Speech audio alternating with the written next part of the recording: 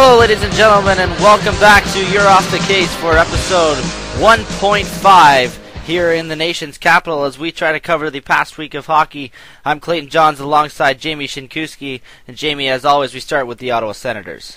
Yes, thanks, Clayton. The Senators had 3 games this past week, going 0-2-1-0. They kicked it off Friday night at home against the Islanders in a 2-1 overtime loss.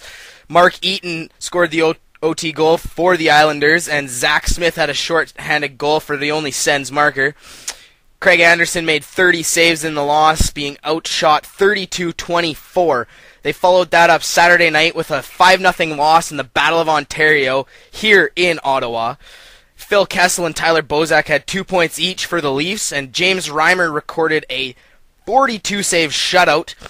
Now, the Sens outshot the Leafs 42-26, but were just dominated throughout that game.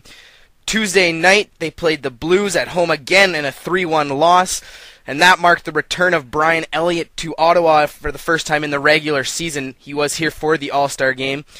Zenon Konopka and BJ Crombie got their flippers off 2.5 minutes into the game, and David Perron had 2 goals in the win. Craig Anderson got pulled not even 4 minutes into the game as he allowed 2 goals on the first 4 shots. That was his 18th straight start for the Senators, and Daniel Alfredsson, with his 18th of the season, had the only goal for the Senators in that one. Now Clayton Anderson, 18 straight starts, and the Senators are now on a 7-game losing streak. Do you think he is starting to get fatigued, and that is one of the factors playing into this losing streak? I think the Senators is just not having everything fall their way. It doesn't help when you have a goaltender that could be tired. Alex Auld is a perfectly capable NHL goaltender. He's a solid backup goaltender. There's no reason for Anderson to be playing 18 straight games. Auld needs to be getting a start every now and then and getting thrown into the mix. The Senators just need to shake things up. We're starting to hear some rumors about line shake-up. Apparently Bobby Butler is going to get thrown in on the top line with Milan McCulloch and Jason Spezza tonight versus the Nashville Predators. Not exactly sure how that's going to work out for the Senators, but definitely good to see them shaking things up in hopes of getting turned around off this losing streak. Now, as we said, they're on a 7-game losing streak. Another issue, they have only scored 9 goals on that streak. They have 4 games this coming up week. As Clayton said, that Nashville is here Thursday night, and Edmonton is here for a 2 p.m. Saturday start as part of Hockey Day in Canada.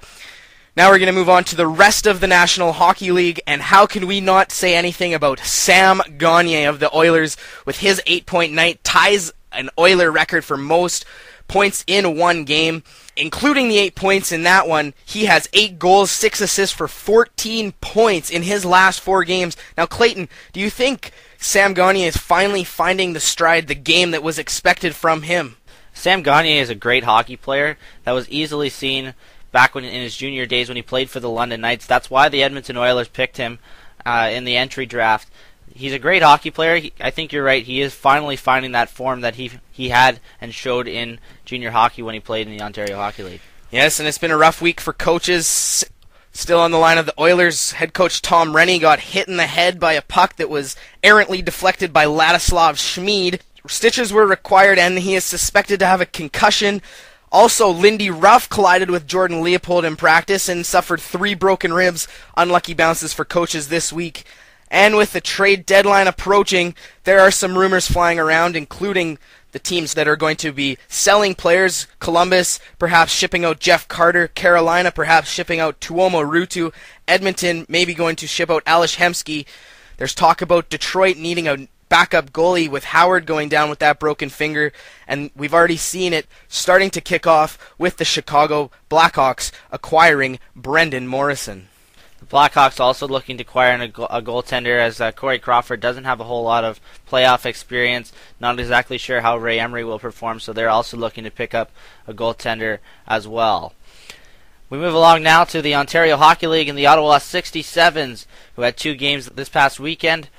First kicked it off Friday, February the 3rd at home against the Oshawa Generals. They came out on top, 3-2 victory. Peter Mrazek stood on his head for the 67s was named first star of the game. Stephen Janes had his 12th goal of the season. That was the eventual game winner in the third period. The Generals played solid defense throughout the game and kept the 67s on the perimeter for most of the game.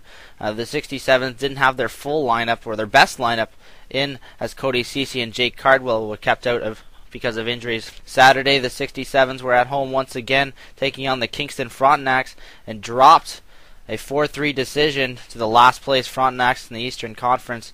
Kingston led 3-1. Ottawa battled back to tie the game in the second on a pair of power play goals, but Kyler Nixon scored the game-winning goal for Kingston with 3:41 remaining in the third period. The 67s, Jamie, have dropped 5 of 7 games this season to Kingston, one of the last place teams. Is it just one of those cases where, like we saw with the Belleville Bulls, the teams just don't really match up, or do the 67s just not play well and play down to the level of their competition, maybe? Well, it's hard to tell from a perspective on the outside looking in. It's one of those cases of either Kingston has their number this year, but it could be that the 67s are lacking motivation going in, playing the last place team, playing a weaker team in the league. They lack the motivation. They can't get up for the game as opposed to playing a Kitchener or a London, and they just can't get the job done. Perhaps the case. This weekend, the 67s face a trio of tasks starting Thursday night in Peterborough at the Memorial Centre, where they'll take on the Petes. Friday night, they're back home at the J. Benson Cartage Centre to take on the Guelph Storm. And then Sunday at home once again to take on the Belleville Bulls, the first half of a home-and-home series that will end the season series between the two teams on Wednesday night in Belleville. We now shift our focus to the Central Canadian Hockey League and the Ottawa Junior Senators and the Junior A circuit here in Ottawa. The Junior Senators were at home Saturday night, where they took on the Hawkesbury Hawks and dropped that decision 5-1. But we're back home once again this past Wednesday night against the Cumberland Grads and scored a big win, an 8-0 victory over Cumberland. And the game of the week this week in the CCHL was easily the Carleton Place Canadians visiting the Nepean Raiders on Sunday afternoon at the Nepean Sportsplex. But this one, ladies and gentlemen, was anything but a goaltender's duel, as the Raiders outlasted the Canadians 8-6 Sunday afternoon prior to the Super Bowl. Another game of note this past week, the Canada Stallions were in Nepean on Tuesday night, and Canada, as they fight for that final playoff spot with the Smith Falls Bears, came out victorious 2-1. They defeated the Raiders on Tuesday night. We now move along to one of our regular segments, the Name of the Week, and we definitely went off the board on this one, Jamie. This week, for the first time, we're looking east to the Quebec Major Junior League, the QMJHL. In 48 games played, he only has 5 goals and 8 assists. He was born in Kinshasa, Congo, from Longueuil, Quebec. Number 9 on the Acadie Bathurst Titan, left winger Ludovic Kabambi. Ludovic Kabambi. We have not heard a name like that. Usually we try to stick with the North American names or the European names, but not too many times you hear an African name get thrown into the mix, but that's very cool. Ludovic Kabambi from the Acadie Bathurst Titan of the Quebec Major Junior Hockey League. Our next segment is the fourth line fact of the week. And this week we stay within the National Hockey League once again. This week is not so much a fourth line fact, but an end of the bench fact. We're looking at current Red Wings backup Ty Conklin, who, even though the starter's injured, he is still playing backup.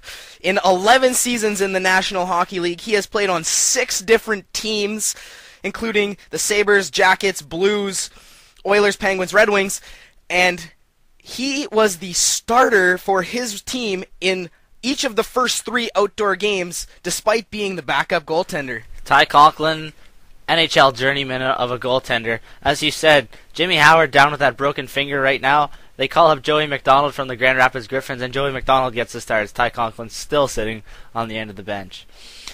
Our final segment for this week, the You're Off the Case moment of the week. And Jamie, we absolutely could not resist on this one. And our moment of the week goes to Sergei Bobrovsky. After he was pulled on Saturday, February the 4th versus New Jersey, he gave up 6 goals before the halfway point of the second period. Curtis Foster of New Jersey had the first and last goal on Bobrovsky that resulted in him getting pulled. But Jamie, not entirely Bobrovsky's fault. Philadelphia played terrible up until the third period, where they were able to make a bit of a comeback, scoring 4 goals in the third. Ended up eventually dropping it 6-4, but Bobrovsky didn't get any help in this game, but nonetheless, he still gets the moment of the week. Well, sometimes the coach tries to swing the momentum, tries to get some energy into his players by pulling the goaltender. It seems to have worked a little bit in that game. They tried to rally back, couldn't quite make it. And in the words of the great Jay Onright, Sergei Bobrovsky, you're off the case! Anyway, folks, that's all the time we have for this week. We'll be coming back to you approximately same time from the same place in 1 week from now. Thank you for tuning in, everybody, to episode 1.5 of You're Off the Case, the Ottawa Hockey Podcast, for this day, February the 9th, 2012. Better hang on if you're tagging along, 'cause we'll be doing this till 6 in the morning. Nothing wrong with going all night long. Tough to put the brakes on, doesn't matter when you rather get up and go out. Me and all my friends will take up before